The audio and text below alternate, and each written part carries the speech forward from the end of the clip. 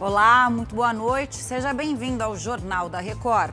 Supremo diz que sofreu mais de 2 milhões de ataques virtuais em 7 meses. Ministro Gilmar Mendes manda compensar estados por perdas com teto do ICMS.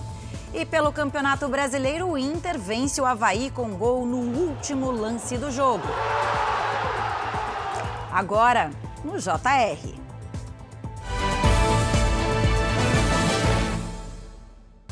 Oferecimento. O Pix no Bradesco está ainda melhor. Experimente.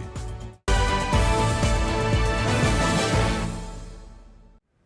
gente começa com notícia de Brasília. O Supremo Tribunal Federal identificou e impediu quase 2 milhões e 500 mil ataques de hackers ao sistema do tribunal, isso em apenas 7 meses. O Matheus Scavazini tem os detalhes ao vivo para a gente. Oi, Matheus, boa noite. Boa noite, Camila. O Supremo Tribunal Federal usou a classificação crítico para a maior parte desses ataques. Ou seja, são ataques que chegaram perto de conseguir o objetivo inicial, mas foram identificados e contidos.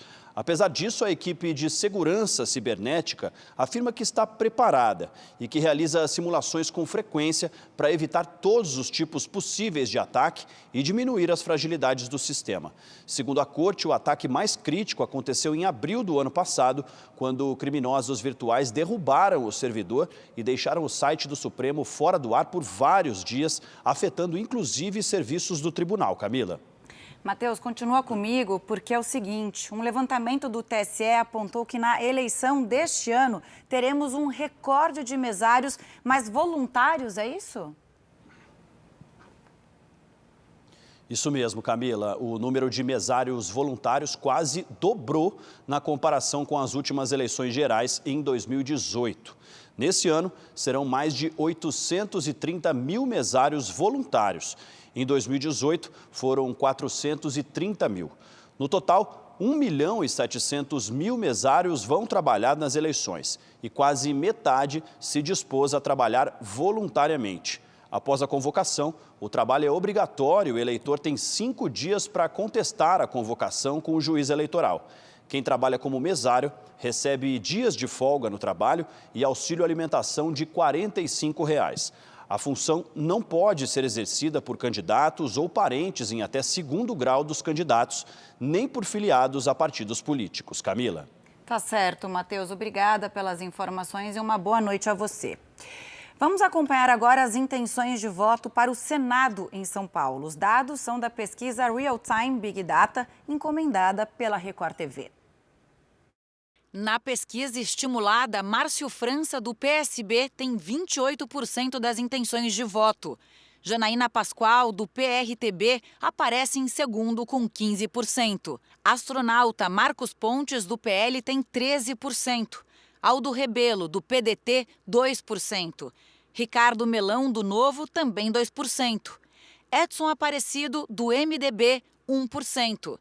Antônio Carlos, do PCO, Dr. Ascol, do Democracia Cristã, Mancha Coletivo Socialista, do PSTU, professor Tito Bellini, do PSB e Vivian Mendes, do Unidade Popular, não pontuaram. Brancos e nulos somam 20%. Não sabem ou não responderam, 19%. A pesquisa foi divulgada nesta segunda e registrada com o número 00604/2022. O ministro Gilmar Mendes, do Supremo Tribunal Federal, determinou que a União compense os estados do Acre, Minas Gerais e Rio Grande do Norte a partir deste mês. O motivo é a perda de arrecadação com o teto imposto ao ICMS nos setores de combustíveis, gás natural, energia elétrica, comunicações e transporte coletivo. Segundo a decisão, a compensação não deve ser calculada sobre o total da queda de arrecadação. Deve ser levada em conta a diminuição de arrecadação com cada produto individualmente. Nos Estados Unidos, 3 policiais foram suspensos depois de agredir um suspeito. Um vídeo mostra 2 policiais espancando o suspeito com o apoio de um terceiro agente. O flagrante foi do lado de fora de uma loja no Arkansas.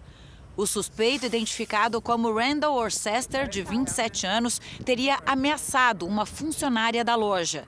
Detido por resistência à prisão, ele foi solto após pagar fiança equivalente a R$77 mil. Ainda nos Estados Unidos, moradores das regiões sul e sudeste do país começaram a semana com um alerta para enchentes, depois das fortes chuvas no fim de semana.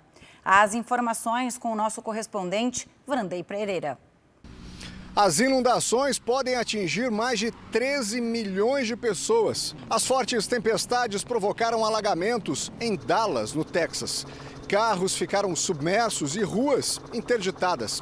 O nível do rio está perto de transbordar. A cidade chegou a ficar 66 dias sem chuva, um longo período de extrema seca com altas temperaturas no estado. De Orlando, na Flórida, Vrandei Pereira. Portugal espera uma temperatura de mais de 40 graus para esta terça-feira. A nova onda de calor obrigou o governo a declarar situação de emergência no último domingo. O calor e o vento atrapalham o trabalho dos bombeiros no combate aos incêndios florestais. Cerca de 1.800 agentes foram chamados para atuar no combate às chamas. Com aproximadamente 1.000 quilômetros quadrados de florestas destruídas desde o início do ano e temperaturas que podem passar de 40 graus no interior do país, o estado de emergência deve seguir até esta terça-feira, pelo menos. A medida limita o acesso às florestas e proíbe o uso de fogos de artifício, por exemplo, além de garantir um efetivo maior do Corpo de Bombeiros. Portugal, por exemplo, teve o mês de julho mais quente do último século.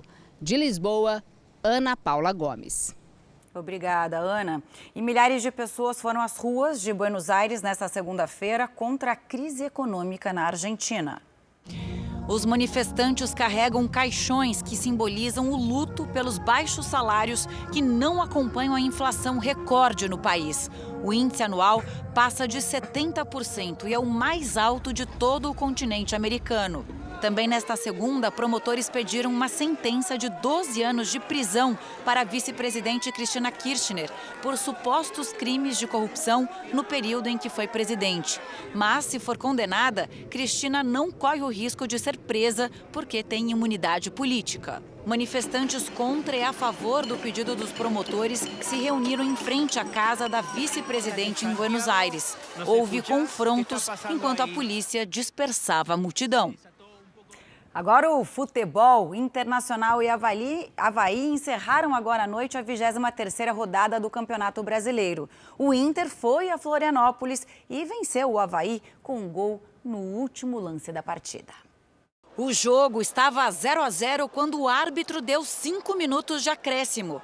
Pois no último ataque da partida, aos 50 minutos, Rafael Vaz cometeu pênalti em Lisiero.